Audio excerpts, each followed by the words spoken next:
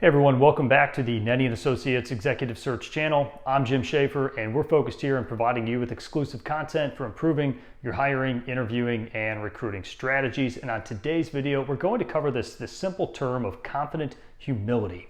What does this mean and why do hiring managers find it so attractive? So let's get into it.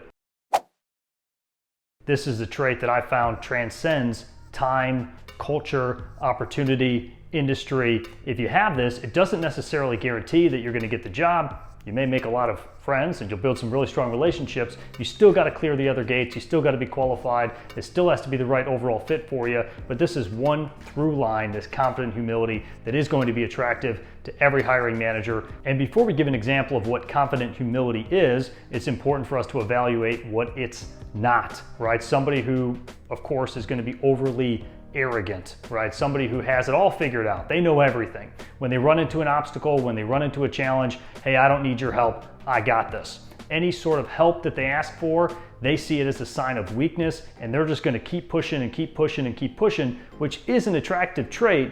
But if you can't look up, if you can't evaluate where your weaknesses are, you don't have that humility, right? And nobody wants this person on their team, the person that has all the answers and doesn't have the humility to ask for help. Because ultimately, this is going to be detrimental to themselves, their team, and their organization.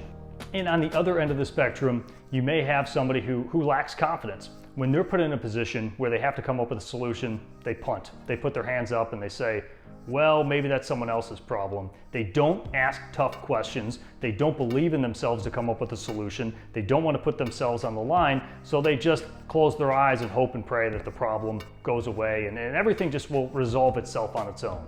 I knew exactly what to do, but in a much more real sense, I had no idea what to do. All right, so those are the two ends of the spectrum. The person who's overly confident, saying, I got this, they don't need to ask for any help. And then you got the other person who has no humility and lack of confidence. We probably all can think of individuals like that we've run into or interviewed. Now, let's look at the person who's going to possess a high degree of confident humility. Same scenario. They're posed with a problem. They got to overcome it. They have this tough task, situation with a customer, situation with a team member. How are they going to handle it? This person's going to have a high degree of self-awareness. They're going to recognize where their strengths and where their weaknesses are. They're going to focus on their strengths. Here's what I can do to solve the problem. And you know what, guys?